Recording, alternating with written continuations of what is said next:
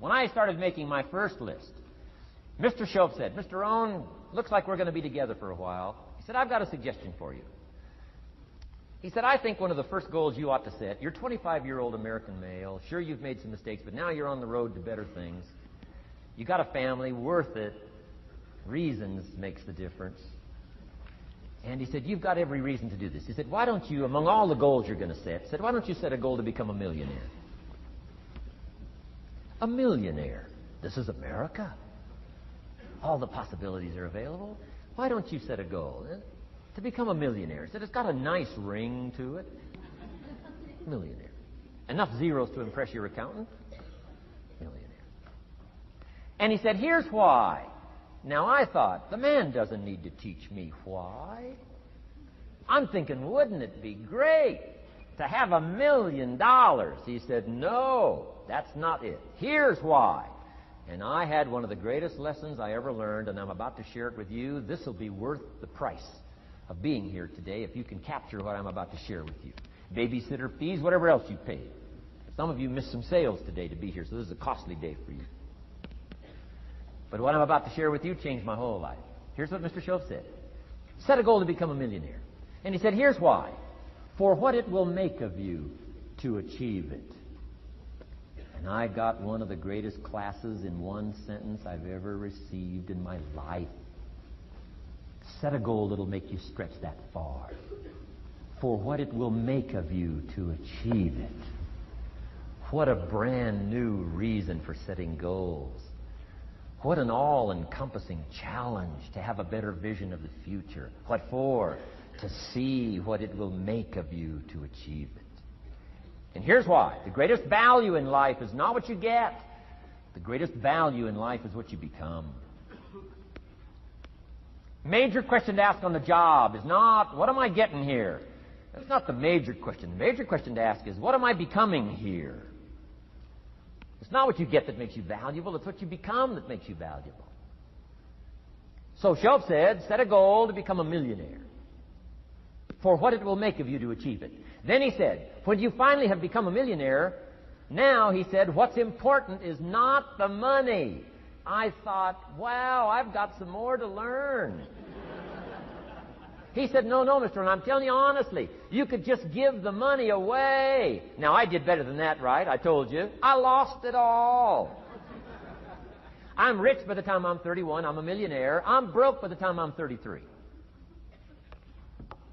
So I didn't have to give it all away. I lost it all. Foolish mistakes I made. I'm a farm boy from Idaho. That early money drove me bonkers. I used to say, how many colors does it come in? I'll buy them all. I went crazy over that first money. I just went crazy. And then I made that one foolish mistake, right? Continuing guarantee. I mean, I'm so naive off the farm. I don't know what continuing means. And a few other mistakes. And by the time I'm 33, I'm broke. Now I've made and lost millions since then. But what an experience that was. And I'm telling you, the man was right. When I finally was broke at age 33, guess what I discovered? My money did not mean that much. It represented only a fraction of all my assets. Shope said, once you become a millionaire, Mr. Rohn, you can give all the money away. Because he says, what's important is not the money. What's important is the person you've become. Now, let me give you the key phrase on setting goals. Set the kind of goals that will make something of you to achieve them. Set the kind of goals that will make something of you to achieve them.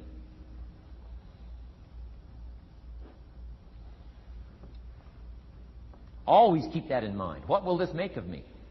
If I set this goal and go for it, not only will I achieve it, but what will it make of me in the process? What a whole new concept on setting goals. Now, there's two parts to this, and then we're wrapping up goals. Here's the first part now in this goal setting for what you become. Number one, don't set your goals too low.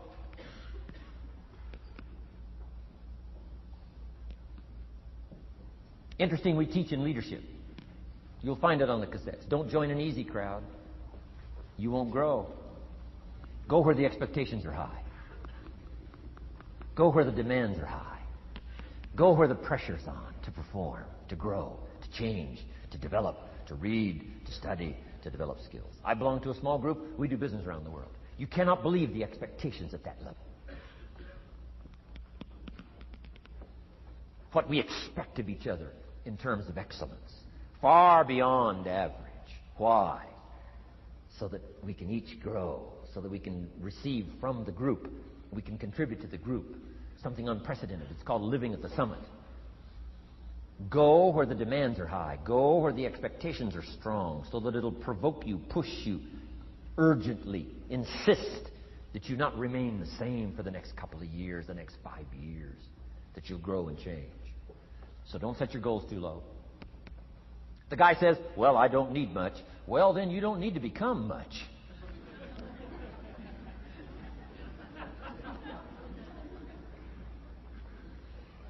Now, here's the last part on setting goals. Don't compromise. Don't sell out. There were some things I went for back in those early years that I paid too big a price for. If I'd have known how much it was going to cost me, I never would have paid, but I didn't know. So don't sell out. Ancient phrase says, count the cost, count the cost, count the cost. An ancient story says, Judas got the money. You say, well, that's a success story. No. It's true, 30 pieces of silver in those days was a sizable fortune. You say, well, if a guy's got a fortune, right, that's a success story. No, you don't understand. His name was Judas. Doesn't that ring a bell? Judas. You say, oh, yes, Judas, the traitor. That's right. The traitor got the money. Doesn't that change the story? And the answer is, of course, it changes the story. Interestingly enough, after Judas gets the money from becoming a traitor, he's got the money in his hot little hand, and now he's unhappy. Somebody says, well, if you had a fortune, how could you be unhappy? Well, he wasn't unhappy with the money. He was unhappy with himself. Key phrase, the greatest source of unhappiness is self-unhappiness. The greatest source of unhappiness doesn't come from outside. The greatest source of unhappiness comes from inside. And here's where the erosion starts, doing a little less than you could. That's where the beginning little infection of unhappiness starts, doing a little less than you can, not feeling that good about yourself. So don't let that happen. Judas is unhappy. He says, what'll I do? He says, I'll just take the money back. Walked in where he got the money and said, here, take this money. I'm unhappy. They said, heck with you, Judas. We got what we wanted. You got what you wanted. Out. They threw him out with his money. Judas says, well, what'll I do now? He says, oh, clever. Should have thought of this first. I'll just throw the money away. And he proceeded to throw his fortune away. Why would he throw his fortune away? He was so unhappy with himself. And that's not even the end of the scenario. After he threw his fortune away, he couldn't change what he became, a traitor. And now, in total abject frustration, he goes out and hangs his worthless self. Which all traitors should do, save the state the money.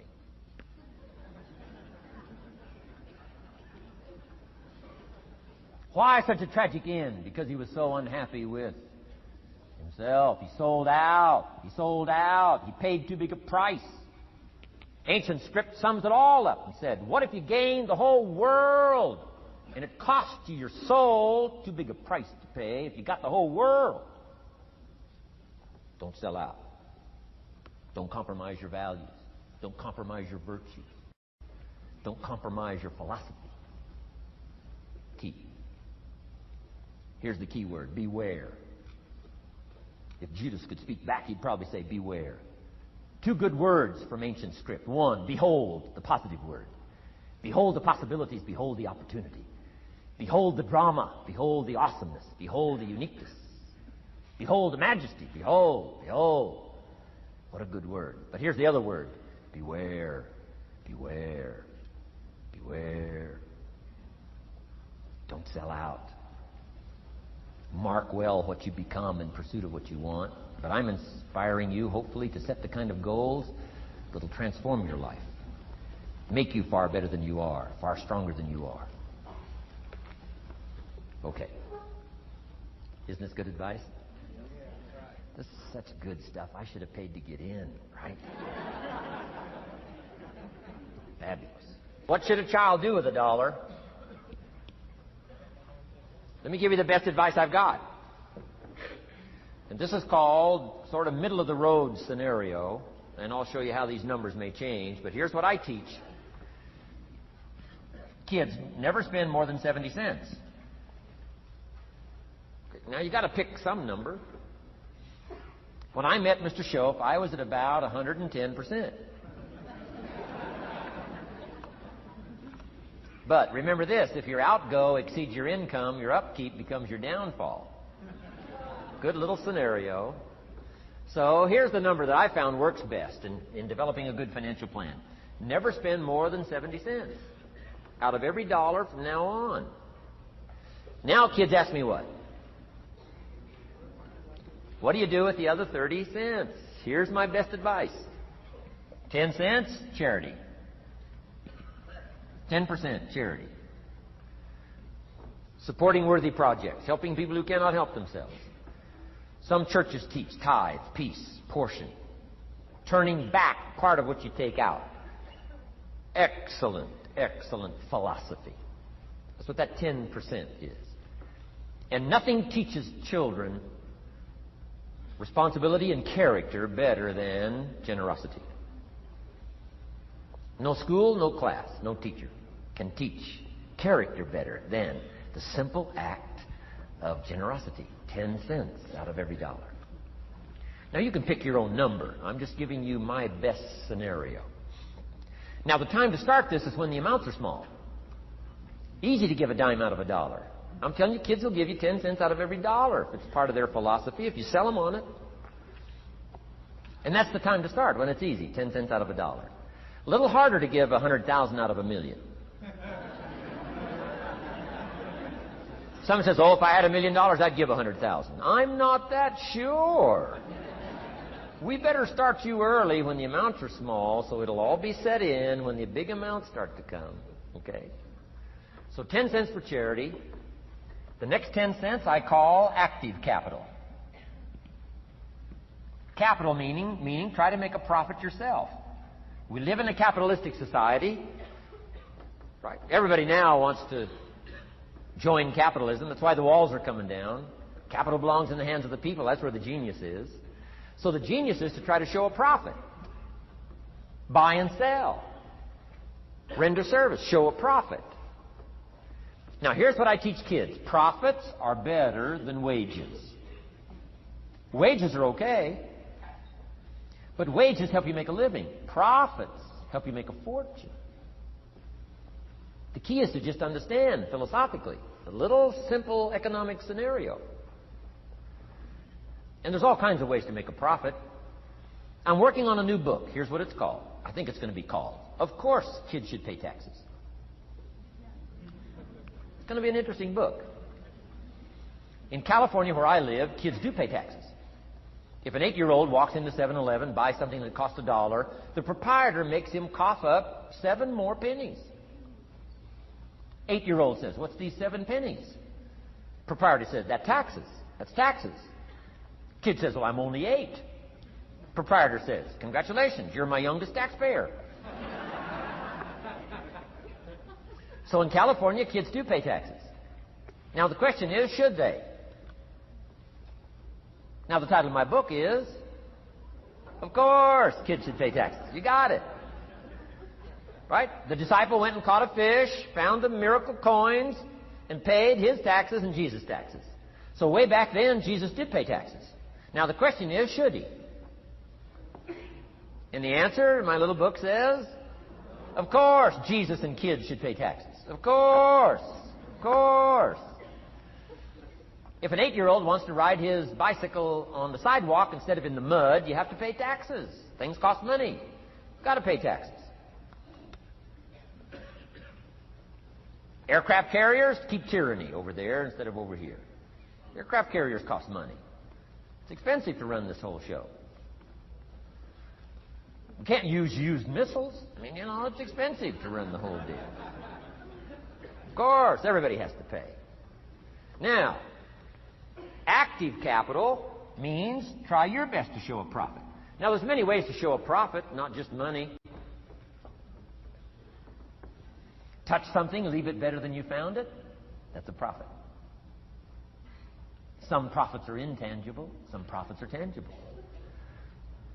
Long before Earth Day, for all sophisticated people, it was very proper when you left your hotel room to turn out the lights. All educated people. Why?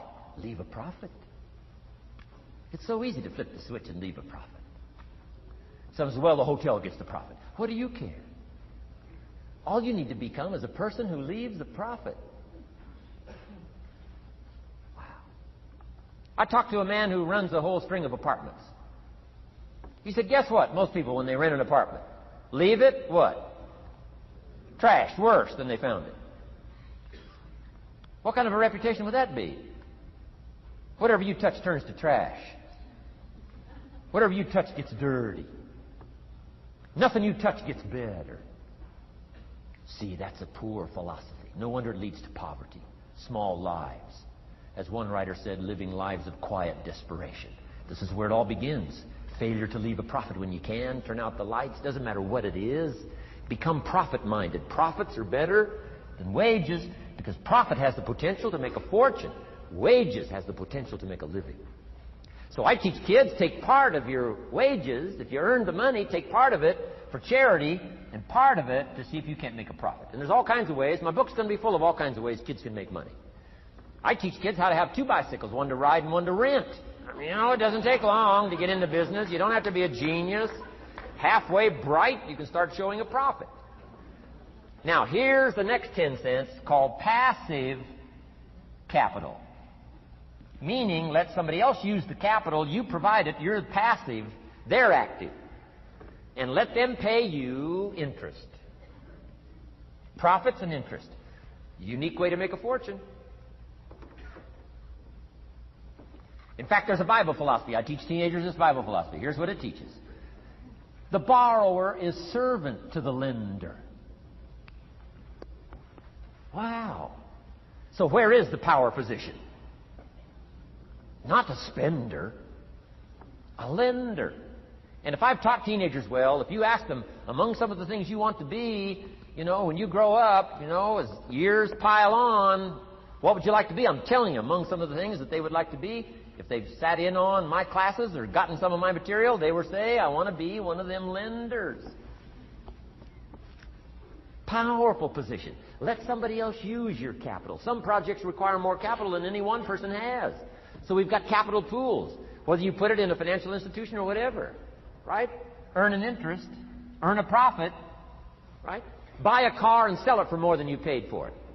Why? Because you leave it better than you found it. Touch something and leave a profit. Okay? It's not just wrapped up in money and economics. This helps to teach all other scenarios of life on profit and capital and expenditures, what to do with your time and what to do with your life, and as well as what to do with your money. Okay? Now, this little scenario I call the ideal.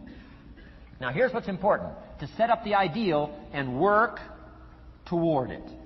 Because at first you may not be able to do these numbers. Some people are in such desperate situation currently, they got to go 97, 1, 1, and 1. I mean, I had to start there. Start with pennies. And remember, it's not the amount that counts. Mr. Schoaf gave me the clear situation. Here it is. It's not the amount that counts, it's the plan that counts. When I met Mr. Schoaf, I'm 25 years old. I said to him, if I had more money, I'd have a better plan. He said, no, Mr. Rohn, if you had a better plan, you'd have more money. 6 years? 6 years? In America, 6 years? Come on, it's not the money, it's not the amount, it's the plan that counts. So set up an ideal plan like this. Now you can rearrange this and modify it to suit yourself. I'm just giving you here as an example. So set up the ideal and then start making progress toward it. Okay. Because finally these numbers are going to change if you move on up into the higher area, right? The people I work with around the world couldn't spend 70 cents out of every dollar. It would be obscene. That'd be too much. So these numbers are bound to change. I don't know what mine are. Probably 20% up here. A lot larger numbers down here. Okay? So these numbers can change. I'm just offering you a good sample philosophy. Remember, philosophy is the set of the sail. The economy is not the set of the sail for you. For you, the set of the sail is your own philosophy, your own thinking, your own plan, your own concept. Don't borrow somebody else's plan. Don't borrow somebody else's concept. Don't borrow the concept, spend all you can, cross your fingers and hope for the best. Don't borrow that. Develop your own philosophy, and I'm telling you, it'll lead you to unique places. Now, the rest of a lot of this is on the cassette tapes, but let me just give you 2 or 3 more pieces of the scenario here. Then I want to talk about communications, and then we're going to wrap it up. Okay. Here's 2 or 3 more parts of financial independence. Number 1, keep strict accounts. This is the best of disciplines. Keep strict accounts.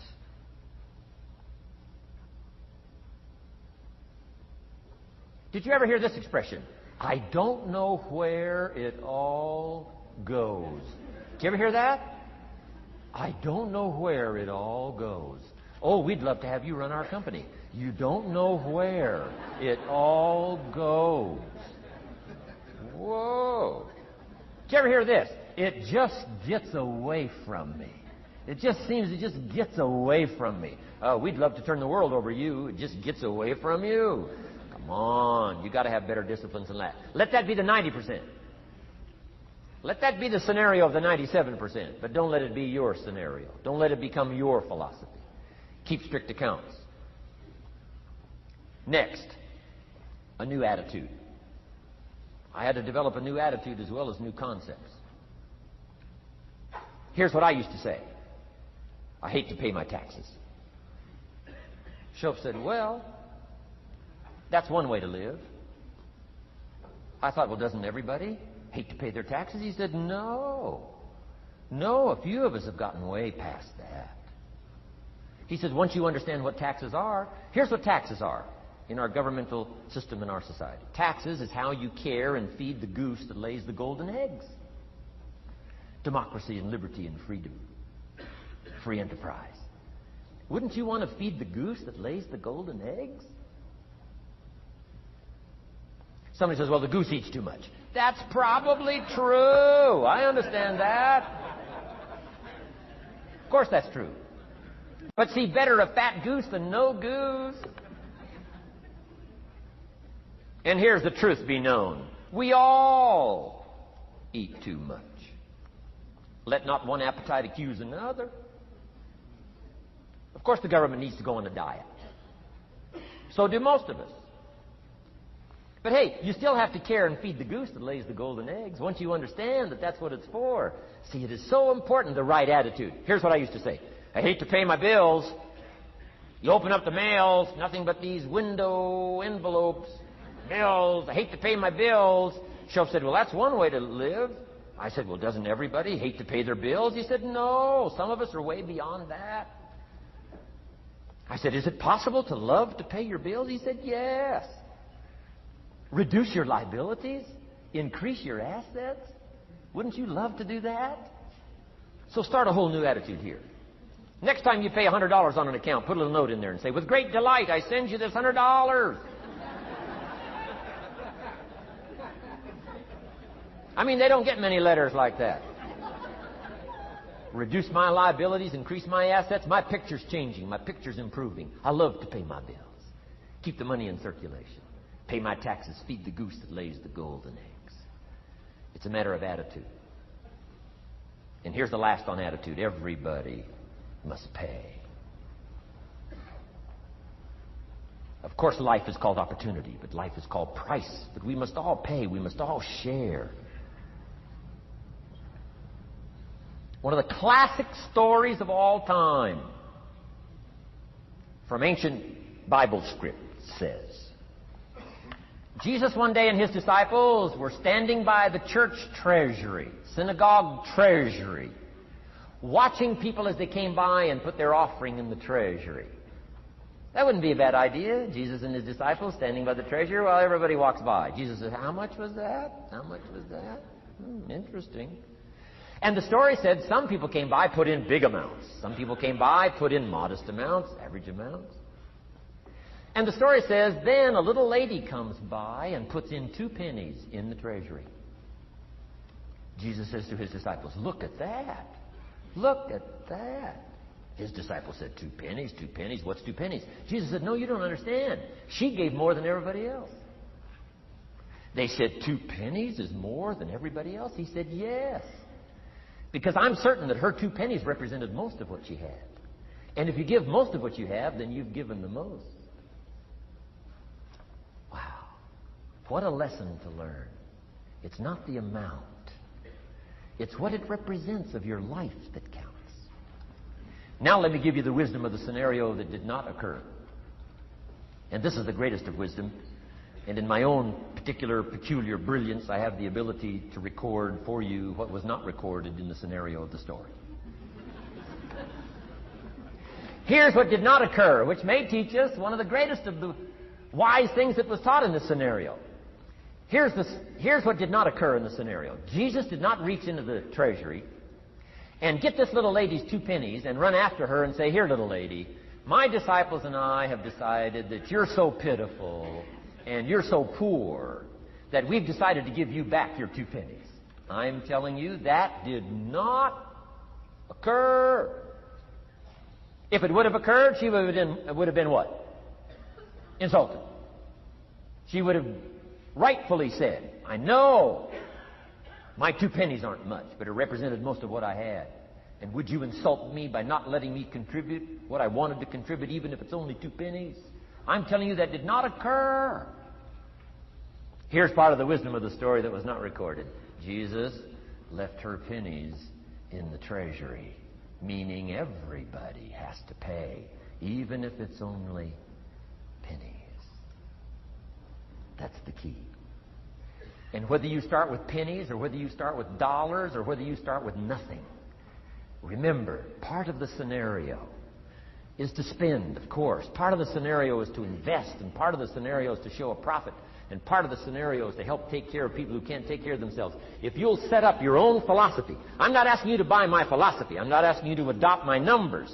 I'm only wanting to provoke you to think, for you to come up with a splendid economic philosophy that's got you up early and got you up late, has got you thinking and pondering ways to use your resources and turn it into the dreams you want for the future. And that's my little story on financial independence.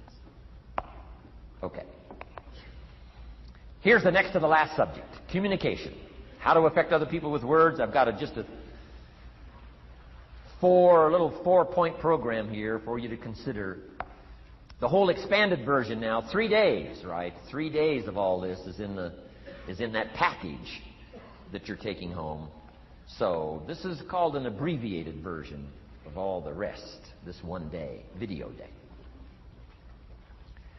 4 steps to good communication. Here's number 1, first of all. Words can work miracles. That's why communication is so important. Words can work miracles. Words are powerful. Words are almost godlike. In fact, ancient script says the Word was God. God was the Word. Wow, words and God. I said to my Israeli audience last year, in the beginning, the story of creation is unique. It says, in the beginning, Jehovah God spoke and said what? We've got some students here, I'm sure. In the beginning, Jehovah God spoke and said what? Let there be light. And what? There was light. Wow! Wow! It looks like words create light. Is that possible? I'm telling you it's possible. Humans can get pretty close. What if somebody can't possibly see how they could do well, how they could become successful, how they could transform their lives and their health, their future, and their finances, spiritually, and every other way? They can't see, and you come along and share your story, and maybe borrow some other stories. And by the time you get through with a good presentation to this person, they say, now I can see. Before you got here, I was blind. I was in the dark. And while you were talking, some things dawned on me. Is it possible to create light with human intelligence, with words? And the answer is, of course, of course. Here's part of the spectacular opportunity as a human being. One person talking to another. It's got so much power, so much potential. A mother talking to a daughter, a father talking to a son, salesperson talking to a client. Nothing more magical and powerful, awe-inspiring than words have the ability to dramatically affect people's lives and futures. So become a good communicator. Let me give you some good keys to good communication. Here's number one. Have something good to say.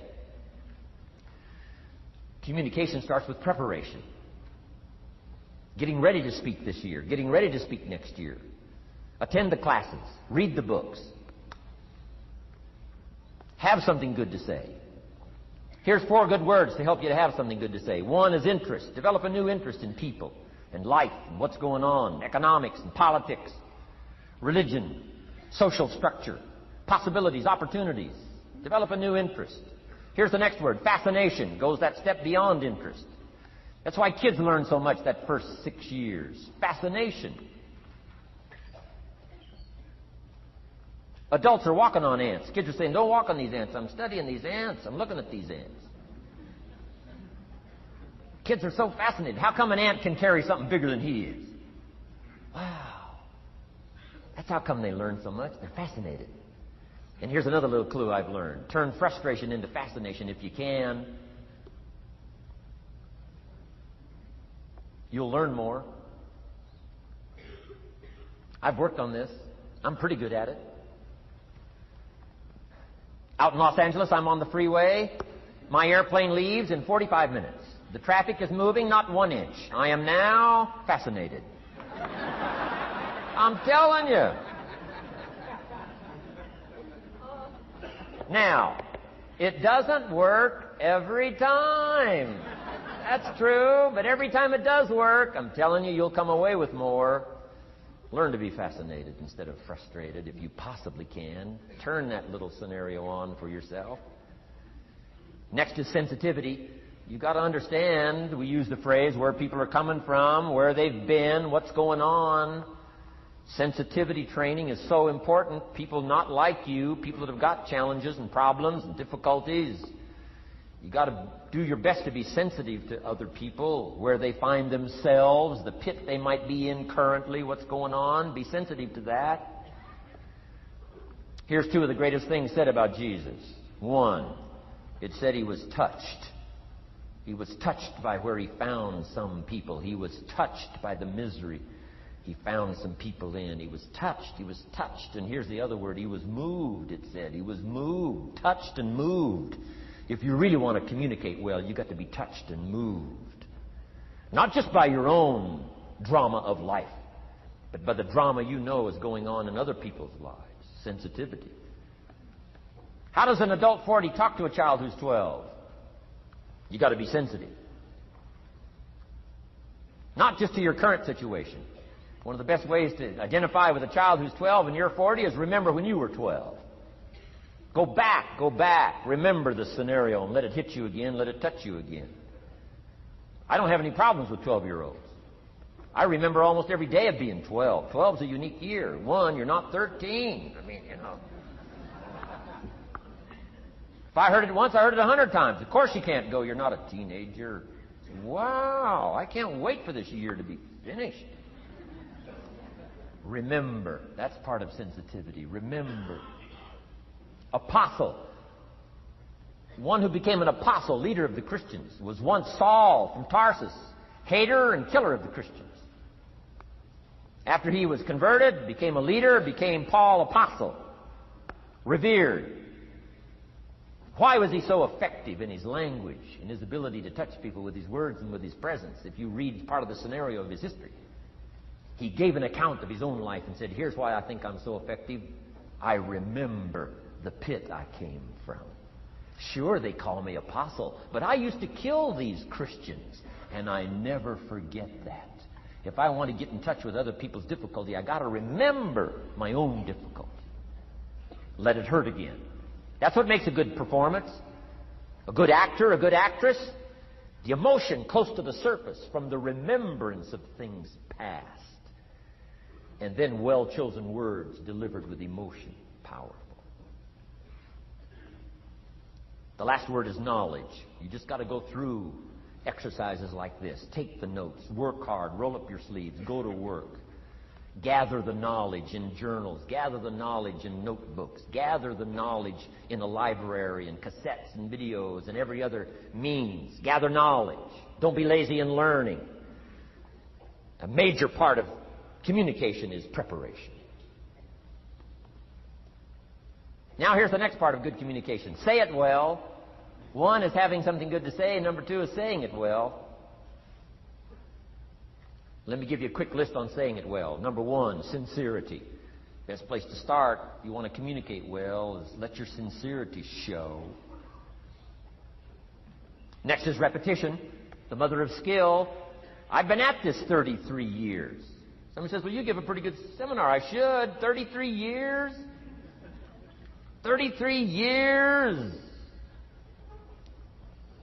Repetition.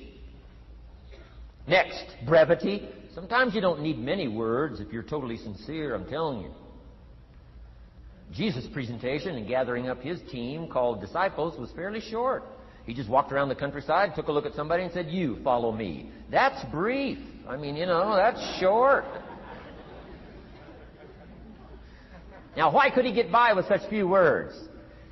And this takes care of a lot that I've tried to share with you today called personal development. Here's why I think Jesus could get by with such few words. For all that he was, that he didn't have to say.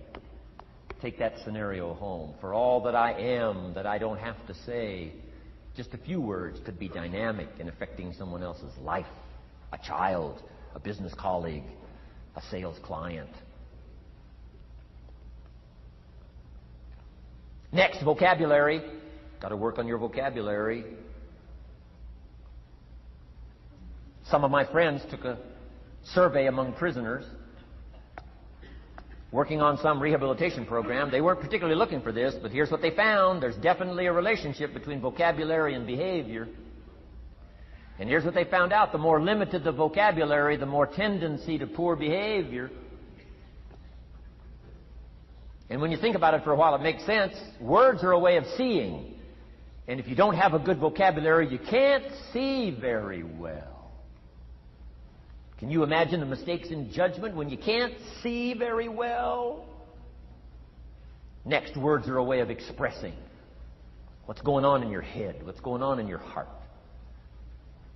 What if you can't see well and you can't express well?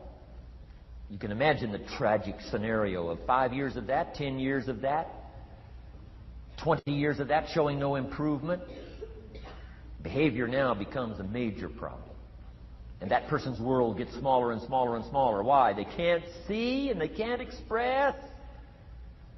And finally, they don't need much bigger place than a 10 by 12 cell. Their world is so small anyway, don't need much bigger place. I'm asking you to stretch your vocabulary. I used to put words up on a 3 by 5 card. I drove a lot back in those days. But at the end of the day, I'd mastered 2 or 3 words. My oldest daughter, Linda, with my grandkids, starts the day with what's called the word for the day. She writes it on a chalkboard, the word for the day. And the kids memorize that word and the meaning of the word. And every once in a while during the day, she'll say, what's the word for the day? The last day I was there, the word was superficial. Natalie's 4, Nathaniel's 5. And several times during that day, Linda, my daughter, would say, what's the word for the day? Natalie would say, superficial. And she would say, Nathaniel, what does that mean? On the surface. Several times during the day. What's the word for the day? Superficial. What does it mean? On the surface. If you were to ask my grandkids, the last time Grandpa was here, what was the word for the day? I'll bet you they'd probably know. Superficial. On the surface. Word for the day. Why not learn a word a day? Why not add to your vocabulary so you can see more, see better, and express better? Put out in words what's in your heart, what's in your soul, what's in your mind. It's important. So say it well. Here's number 3. Number 1 was have something good to say. Number 2, say it well. Here's number 3. Read your audience. These are just simple concepts now. You've got to add some of the details, but that's what I'm mainly good for, is concepts. Read your audience. If you're talking to a child, you've got to study the face of the child. You've got to study a little body language. You've got to study what's going on. So you'll know whether to shift gears, come on a little stronger, ease off a little, might be too strong, search for another illustration, soft, strong. A lot of that is dictated by reading your audience. When I first started lecturing, I had some challenges here. I was so absorbed in my notes, lecturing like this. I'm telling you, in those early days, the audience could have left and I'd kept right on going. I didn't know what was going on down here. I didn't know what was going on over here. I didn't have any idea what was happening over here, whether I should come on a little stronger, ease back. I didn't know. I couldn't read my audience. So, read your audience. A prospect, read. Now let me give you some ways to read. Number one, by what you see. Body language tells us some things. How to shift gears, whether to go on, whether to stop. If you're talking to somebody and they're leaning toward the door, that means you got to hurry, right? They're not going to be here long.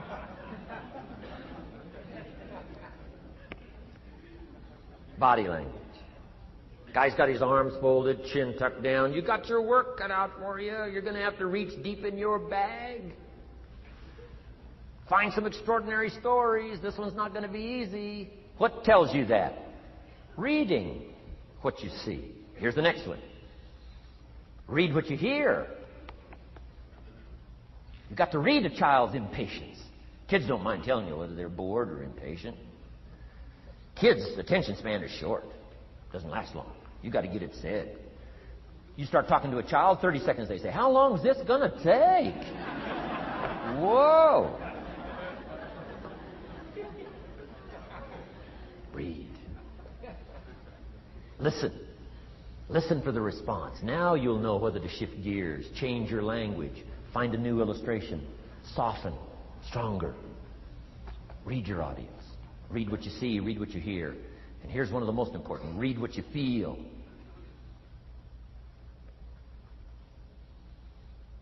Now, women are probably better at this than men when it comes to picking up emotional signals. Men, they can see, and men, they can hear. But it takes a little training for a man to pick up those emotional signals that are so important so you don't say the wrong stuff. Because it's so easy to make a mistake in language. What if you meant to say to someone you care about?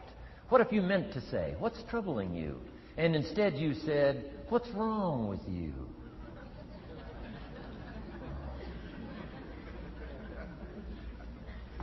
Communication. So read the emotional signals. If we could learn from the women on this emotion. Women have this uncanny antenna picking up this stuff. Woman says, "Doesn't feel right." I mean, what does that mean? It doesn't feel right. It doesn't feel right. Whoa. Women have got it though. Seems to be built in. Especially danger. Women pick it up quicker than men. It's built in, I think. Way back, right? Man was the provider. Mama was the protector at home. So she picked up this scenario of danger, I think, these signals. But they are good. In the middle of the night, Mama wakes up. The baby cries. Mama wakes up. Papa sleeps. The faintest cry. Mama's awake. Or she nudges her husband and says, go look, something isn't right." He says, "What do you mean it isn't right?" She says, "No, go look." He said, "Hey, everything's okay." She says, "Go look." He says, "Okay." And he gets out of bed, goes downstairs. The front door is open. How did she know that? We don't know. I mean, she just knows. She just knows. But I'm telling you, it's so valuable in communication to be able to pick up the emotional signals as well as what you see and as well as what you hear. It's so important. But women are good. Ancient scenario says this: there are shepherds and there are sheep and there are wolves. What a good life scenario. But it doesn't stop there. This ancient scenario says also, Some wolves are so clever, they've learned to dress up like sheep. Now you got to have a woman. Got to have a woman. Man says, looks like a sheep, talks like a sheep. Woman says, ain't no sheep. Take my word for it. Oh. They know.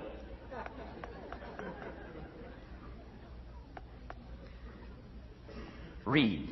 Pick up the signals. Don't ignore the signals.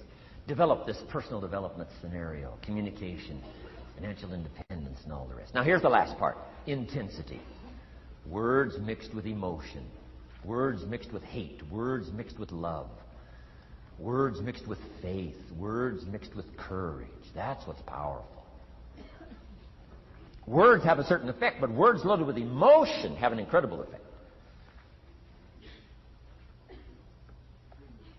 If I had a little straight pin, a guy buys a shirt, it's got all these little pins in it.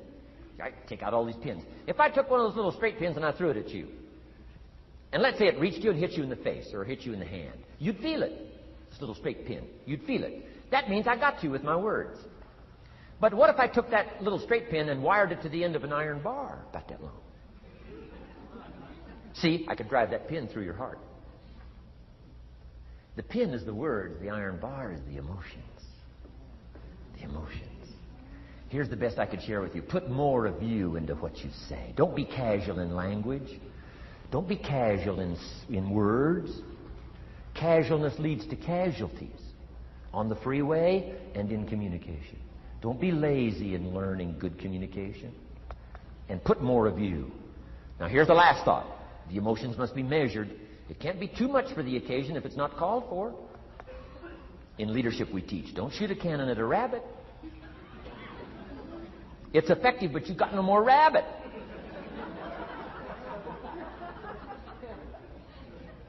So here's some of the most powerful scenario in communication. Here it is. Well-chosen words mixed with measured emotion. The basis of affecting people with good communication. Well-chosen words mixed with measured emotion. And one last point on communication. The more you care, the stronger you can be. The more you care as a mother, the stronger you can be with your children. The more you care as a father, the stronger you can be. The more you care as a leader, the stronger you can be in helping to solve problems, getting on somebody's case. The more you care. But you got to care. I don't mind a minister consigning my soul to hell fire for my sinful ways. I don't mind that. If he believes it, I don't mind him consigning my soul to hellfire for my sinful ways, as long as he does it with tears and not with joy. If you're going to preach a message on hellfire and consign people to hellfire, you got to cry and sob your way through a sermon on hellfire. We would all dismiss as a performance a dry-eyed sermon on hellfire. You can't legitimately preach hellfire unless your heart breaks. Otherwise, it's a performance. Otherwise, we could all dismiss it. Why? The heart's not there. There are some conversations that don't make sense unless they're accompanied by tears. It doesn't mean anything unless it's accompanied by a broken heart. Learn measured emotions. Remember. Draw from. Well-chosen words. Expanded vocabulary. Be interested and fascinated. Pull all this together. I'm telling you, your ability to touch other people will grow day by day, week by week, month by month, year by year. Here's my last subject. It comes in two parts. First is the negative part. And I got just a couple of tips for you on negative. There wouldn't be positive without negative. It's part of the life scenario. Ancient script says it best. There's a time to laugh. And once you've learned to laugh, just keep on laughing. No. Just get another positive book. No. There's a time to laugh, what?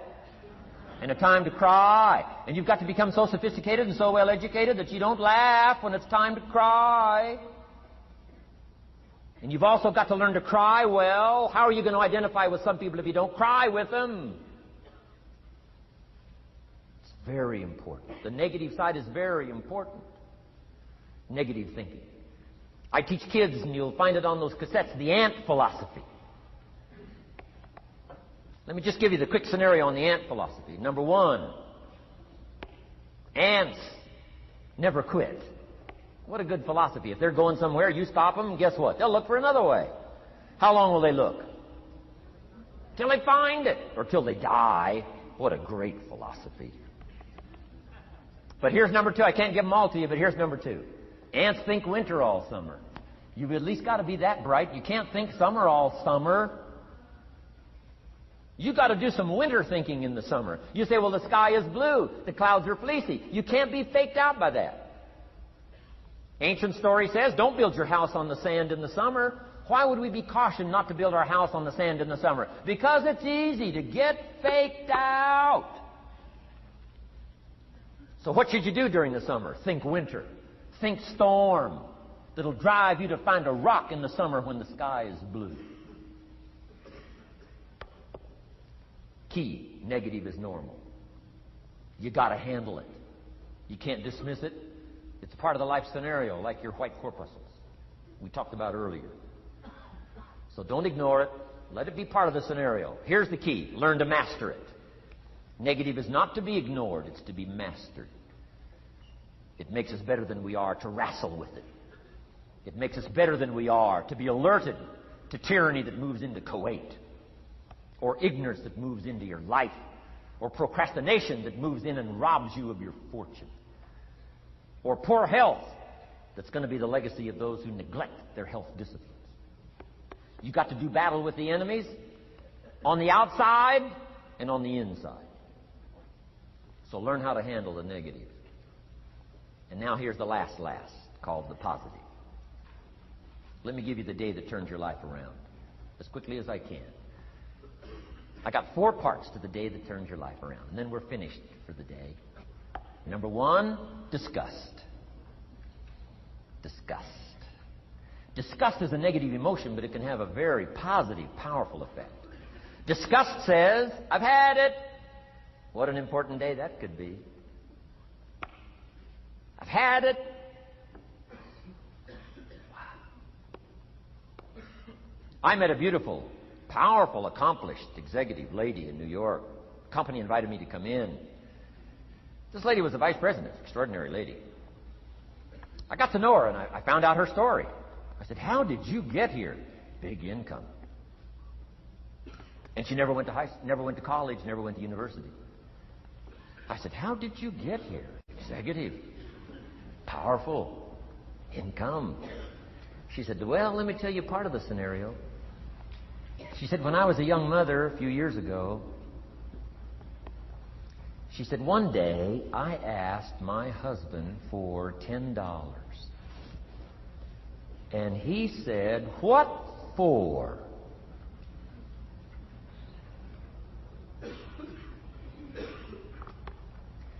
She said, before that day was over, I decided I would never, ever ask again. She said, I started studying opportunity, found it, took the classes, put myself through the schools, did the scenario. Now I'm vice president. I make a lot of money.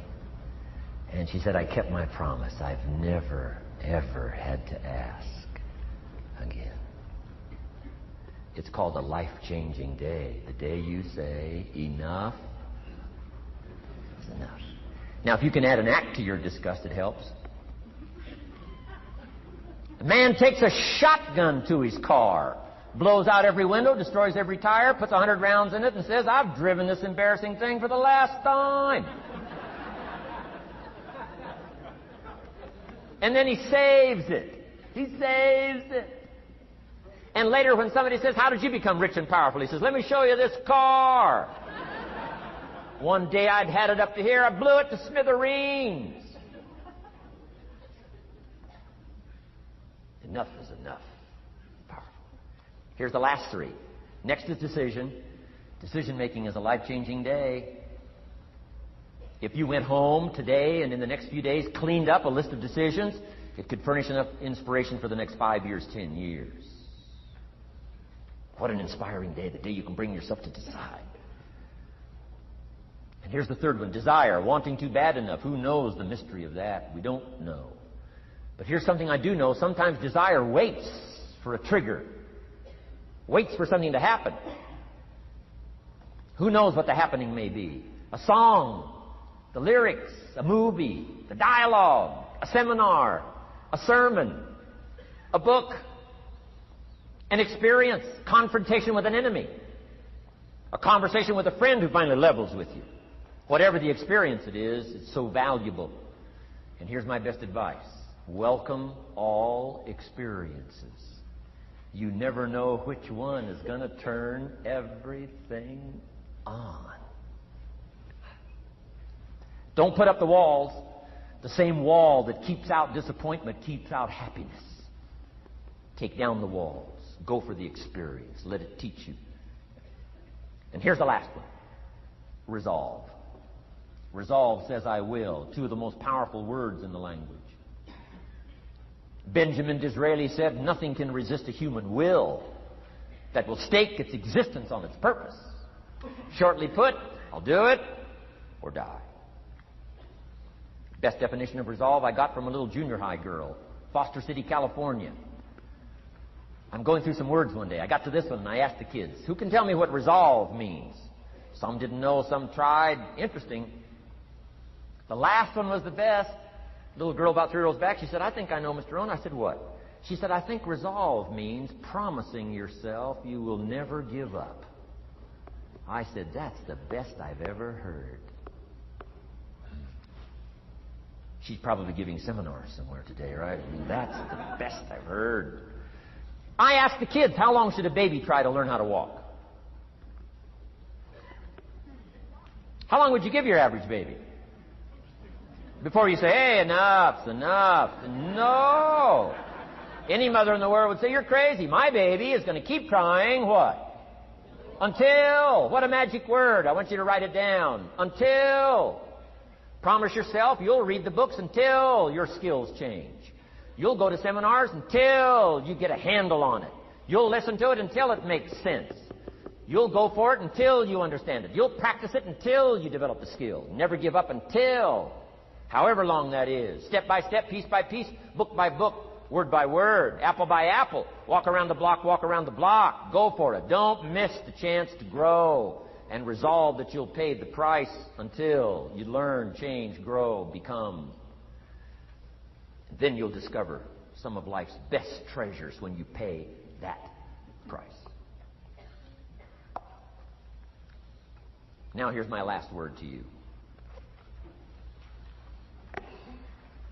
As leaders in the community, I'm sure you are. Parents, the greatest challenge of leadership is parenting.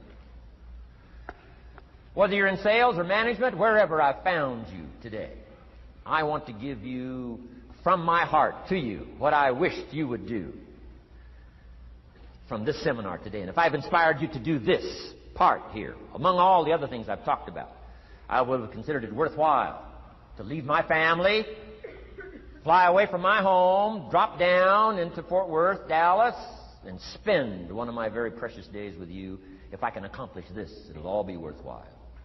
It comes in two parts, and here it is. One, learn to help people with their lives, not just their jobs. Learn to help people with their lives, not just their skills on the job. Touch people with a book. Touch people with a poem. Touch people with some words. Don't fail to say something that could be meaningful. Help people with their lives. Help them set their goals.